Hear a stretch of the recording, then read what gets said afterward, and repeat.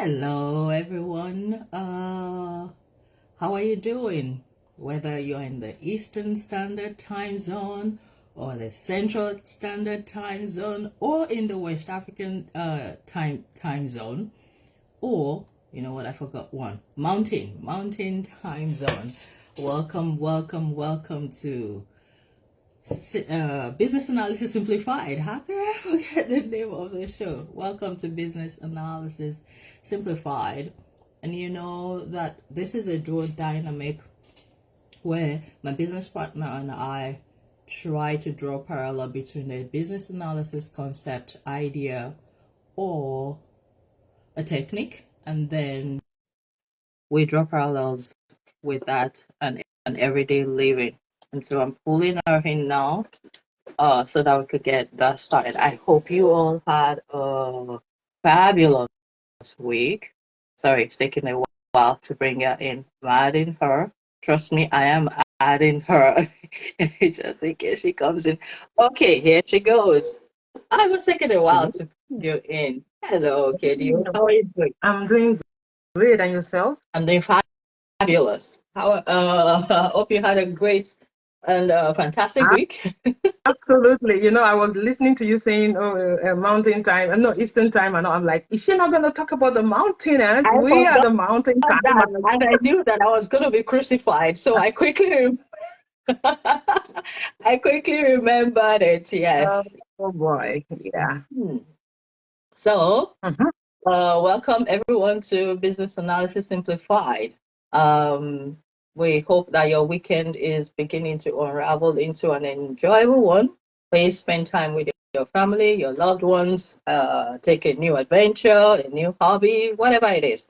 Do something, but be intentional. You know, we're usually stressing the fact that you have to be intentional about your lives.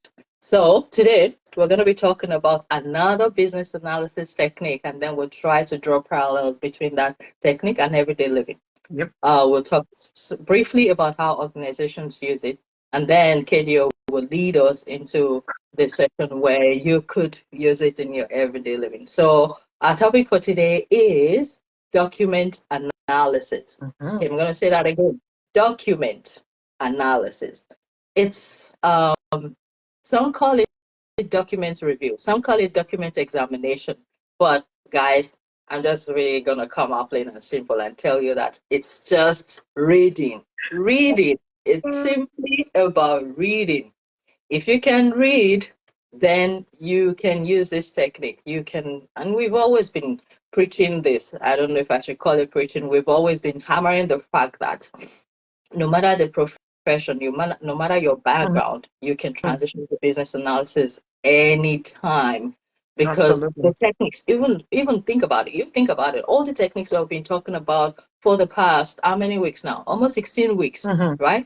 For the past 16 weeks, they are relatable. They are things that you could apply to your life, and you can then help organizations to succeed by applying it to things in the organization too. So, document analysis, the way a business analyst will use it in an organization. So let's take, for instance, let's say an organization wants to implement a new software. So they Yep. already have one that is existing, but maybe it has become obsolete.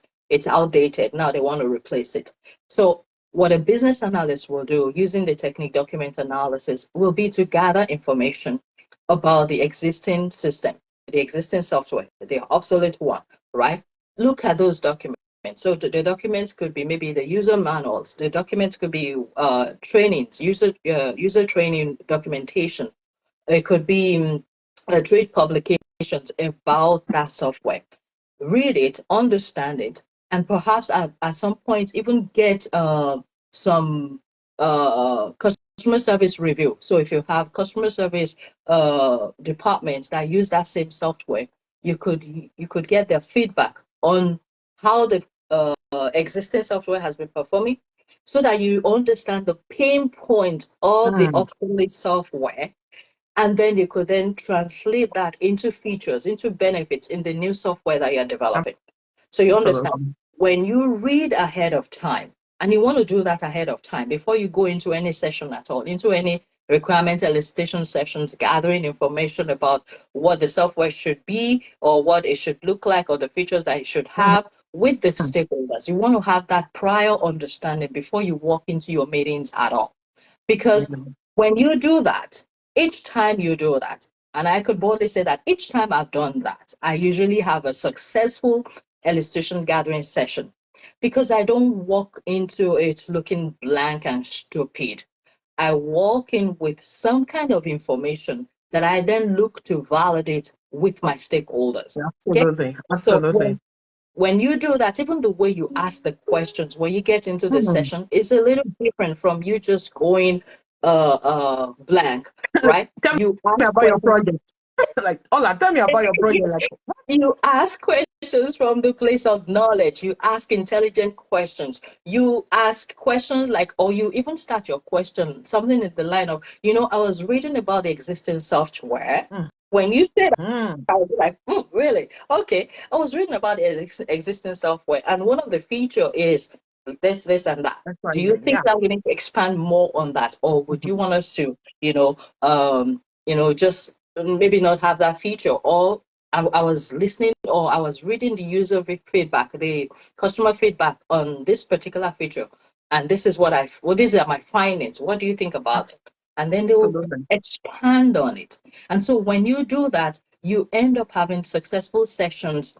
You walk out having concrete requirements that you could then translate or hand over to your developers, to your programmers, to put them into codes in the development of the new software. So that's how a business analyst could use document analysis, that technique, to get ahead, to get on top of our game or his game, and to hone their skills. Okay? Awesome. The funny thing, as simple, I'm hoping our viewers can relate with that. This is like the most simple or the simplest of all the techniques, in the sense that all you're doing is reading.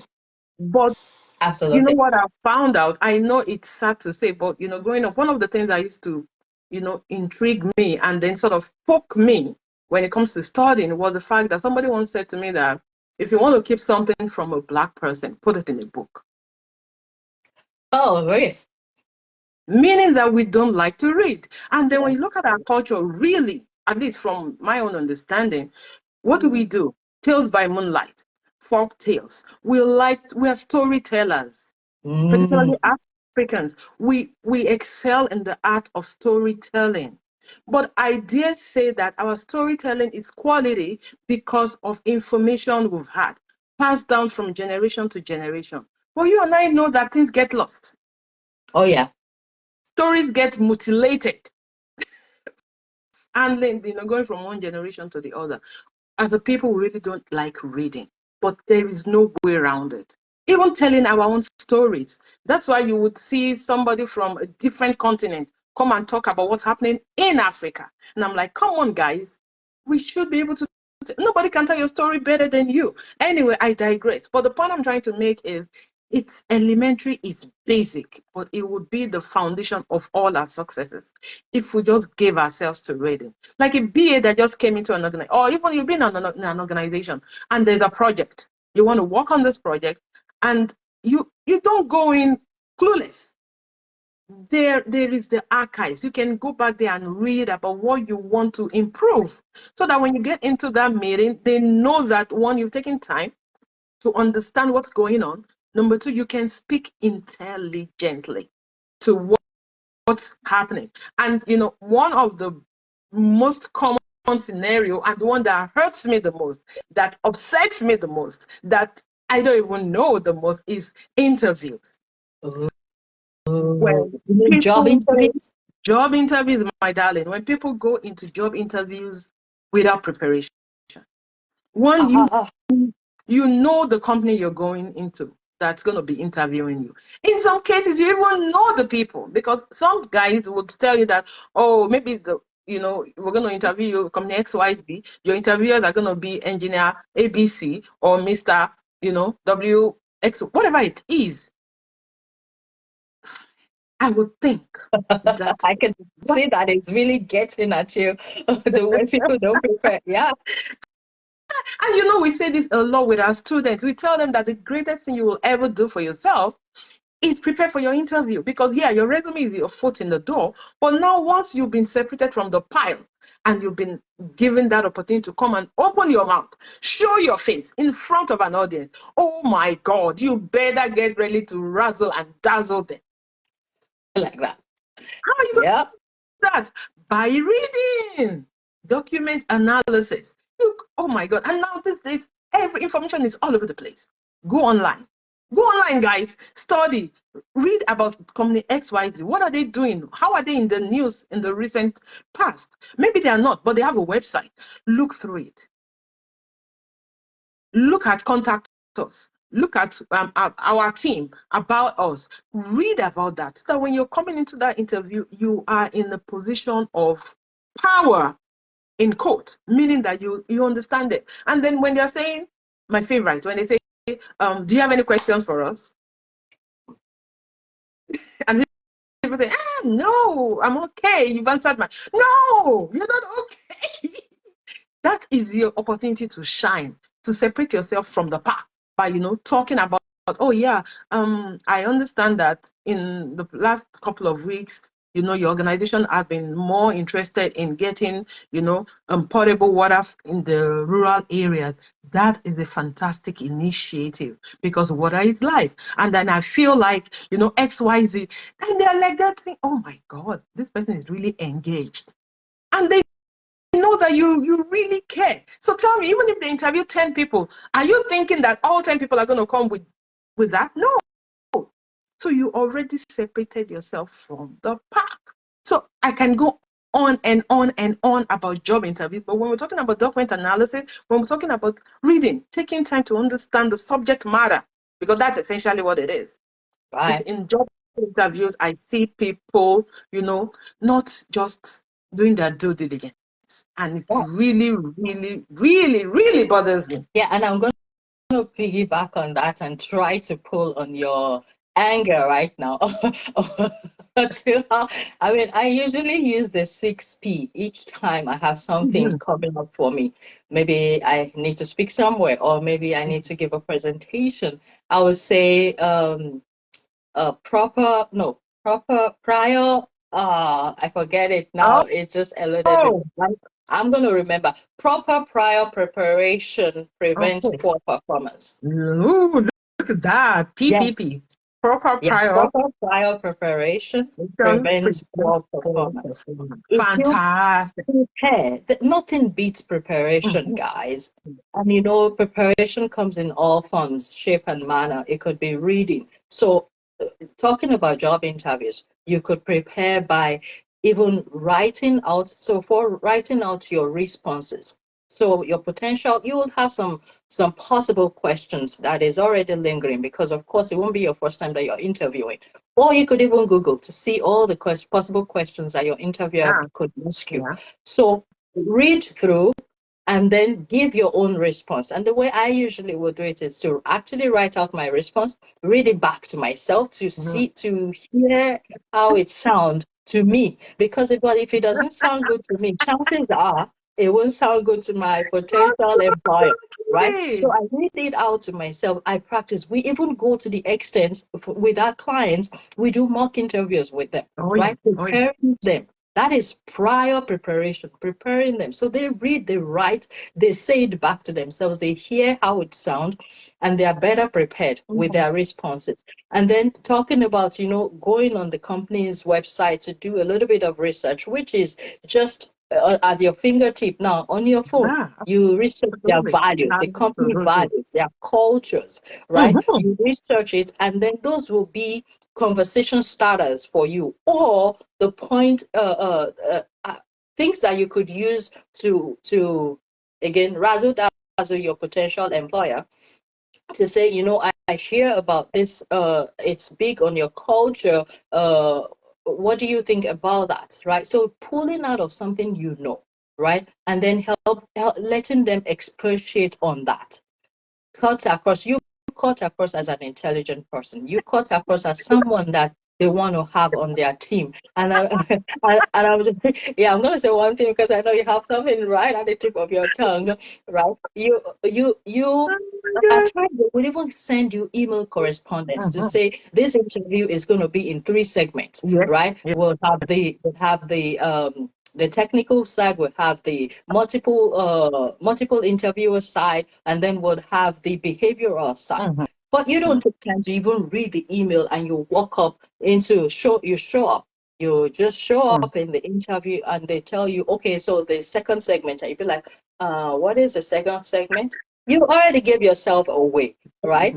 You already gave yourself away because it's obvious that you didn't read the email correspondence. So the little things like that, they go a long way in how an employer will perceive you, and they would either be willing or unwilling to bring you on board. Absolutely, absolutely. Another thing, I remember one of the interviews I personally had, I got, they sent me, like you said, an email, and they gave me the names of the people that was going to be interviewing me. And this person so and so is this position, this person so and so in this position. What did you think I did? I went to LinkedIn to go find those guys. I read about their history. I read about, where they've been before they were in that particular organization. One of them had been in the organization for 5 years. The other had been for 7 years. And now I'm going to give you guys this for free.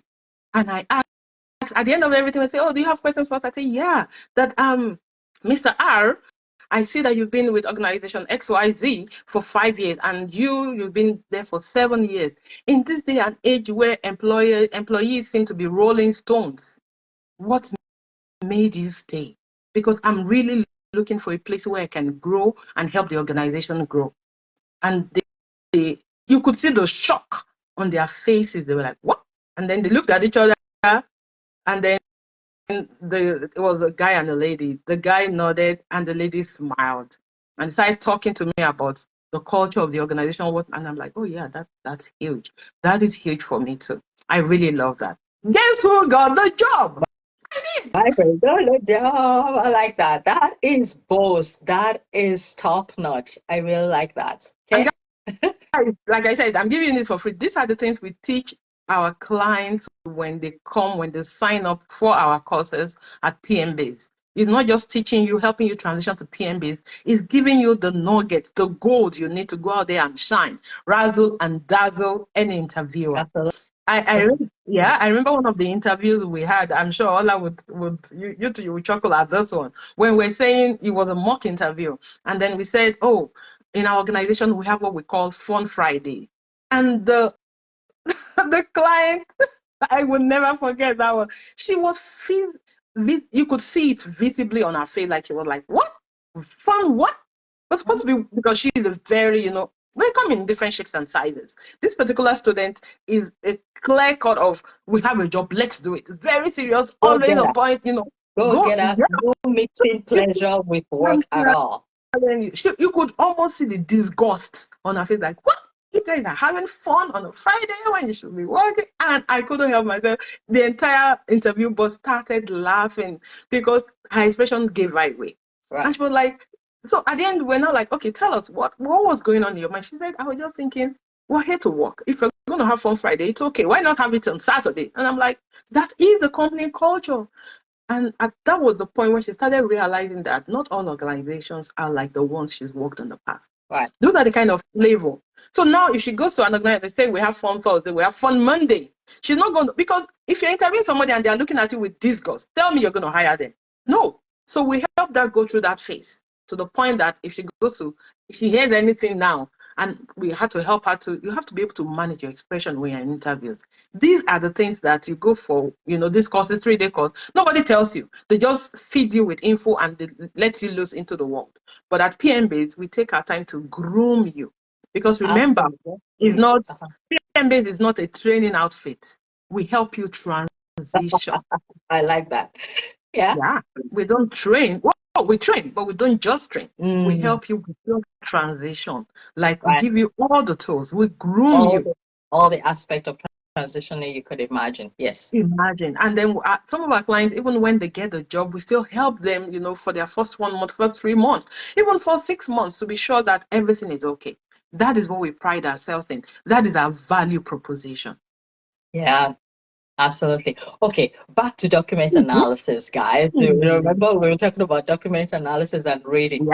How else can you apply it to your everyday living? And the one that's coming to me right now is when you want to make a purchase. So, for instance, let's just take Amazon because it's really popular. It's a popular e-commerce platform that we have. You want to buy something on Amazon, and you just click on the product, and you go to your cart, and then you check out without reading reviews. Oh, I want to say, who does that? I mean, you'll be shocked. You'll be shocked that some people still do it. But you gotta read reviews, guys. You gotta read user feedback. You do some kind of comparative analysis between one product and the other, between the advanced version of that product and the normal the standard version. So when you're doing that, you're doing document analysis. You're reading through, right? You are analyzing the reviews that other people have left about the product, their experiences, their opinions, like of what they've had with the past purchases with that same product. And then you want to borrow that. Yes, use that to then inform you in making your own decision. Absolutely. Right? Because that will prevent a lot of heartaches. It will prevent a lot of, going back and forth. I know you have the option of returning, and someone will say, why would I read review when of course I could buy and just return? You know the time you're wasting by buying, trying it, finding out that it's not a good product, and then going out to return it, because you're not going to return it in the comfort of your house. No. It would take some kind of effort on your part. So doing that due diligence of reading, gathering your information, doing product reviews, doing some kind of analysis, or reading, collecting information about the product, the specification, the performance, the function, and all that ahead of time saves you a ton of pain and hassles. Actually, right? So that's document analysis right there. Okay? Absolutely. And in fact, you're even assuming that it's something that would show that the imperfection or fault will show right off the bat. Take for instance, I got a kettle, electric kettle. It didn't die until after the 5th month when the return window had already closed. Ooh. So what do you do at that point? And then what I realized later was I did look at it. I mean, the mistake I made, even though this kettle had like above 4 rating with stars, was I should have gone to, and I learned my lesson the hard way. So now, even if you have a 4.5 or 4.7 out of 5 rating, I go look at the ones that have given low rating. Why? So it so happens that this particular kettle, like all the 1 stars were after 5 months use. They said, oh my God. Because when I bought it, if I had given a review immediately, all I would have said 5 because it was beautiful. The colors were darling. My kids loved it. It boiled water on time. It was just altogether good. So if I'd given my own review, then I would have given it a 5 too, right? Oh. And then the review would rise. But I learned that it's not just because typically when I'm shopping, I just say, 5 stars and above. So that way I don't even have to deal with the ones that, have issues. But I realized I learned the hard way that even if it's something that's 4.7 out of 5, you want to go and read the guys that have had problems with it. What is the problem? So I found out after the fact that after 5, in fact, 7 months it died, 5 months it died. So it was like the 5 months watermark. And guess what? Yours truly sent an email, a message to the buyer, up to today, no response. Oh, you went the extra mile. Oh yeah, because I was like, what's going on? Why is your kettle dying after 5 months? The shelf life is just 5 months. Maybe I think they probably would have responded that it's meant to last for 5 months. So reading, you get better by the day, but you definitely have to read. You cannot excel. You cannot make a difference. You cannot stand out. You cannot appear and be intelligent without reading. 100%. 100%. It is actually key. I mean, examples abound, like all around us. Yeah. Like for instance, you want to go to university, you want to study a course. Please read. Go online. What does this course even entail? I know that back in the day, your parents or my parents, our parents, they would say, oh, my first child is going to be a doctor, the second one's going to be a lawyer, the third one's going to be an engineer, and down, da. And that's what you grow into. But things are changing. Children are now having voices. You can dialogue with your parents. You can discuss with your parents, right? So it does make sense that you want to do a review of that course that you want to study. And what does it entail? Sorry, I was going to quickly chime in that. And your review should be actual reading, not one that happened in my family where my younger son said, oh, Mom, I'm going to be a doctor, meaning that I'm going to have to watch more of Grey's Anatomy. That's a Netflix show. Or even if I want to be a lawyer, then I have to watch How to Get Away with Murder. We're not talking about... They are amazing. So it's actual reading that we're talking about here, not just watching Netflix and then getting your decision to say, exactly. Because that's the Hollywood version of that's the fancy, glamorous version of being a doctor. Right. Talking about being a doctor, I remember back in the day, I always wanted to be a doctor, and my parents were cool with it because first child doctor, perfect, on point. Until, Ola, are you ready for this? My mom got into an accident and they brought her home, with the stench of blood, and I puked. That day, I was cured of that madness of wanting to be a doctor. Because I realized that what kind of doctor passes out at the smell of blood? Mine was not the sight. The sight, I was okay. But I didn't even know that blood had a smell. It does. I didn't realize it. But for me, it was at the smell of blood. I would puke and then feel faint. Wow. I'm like, what kind of doctor is that? Thankfully, I had not even started with my, have I written jam? No, I hadn't. So, and I knew that, okay. And like we do back in the day, an uncle is a successful doctor, you want to be a doctor. An uncle is a successful engineer, you want to be an engineer. You didn't even ask, what does what are the courses? Do I need to do biology? Am I good in biology? Those are the reading, guys, reading. It will save you heartache down the line. Absolutely, 100%. Okay, we're coming to the top of the hour. In fact, we have gone past the normal time, and this could go on and on. But it's just about you doing your due diligence ahead of time before you make purchases, before you go for interviews, before you take a course, right? Read ahead of time, and that ties back to the technique called document analysis. Okay, and if you're looking to transition to business analysis at all, if it has crossed your mind, then it's something you want to pursue. DM KDO, DM myself. We're here to guide you step by step and walk you through all the experiences that will probably happen when you become a business analyst to make it, we'll prepare you ahead of time. We'll give you mock preparation of what you would face when you become a business analyst, and we'll make that transition experience easier for you on your journey. Okay, so reach out to us and we will do our due diligence to help you, guide you all the way. So we expect that you join us in our next episode of Business Analysis Simplified, where we like to say that creativity meets intelligence, right? And humor reigns supreme. Until then, remember to embrace the magic of intentional living. Be intentional about your lives and go and achieve your dreams. Okay? We'll talk to you next week. Bye-bye. Bye.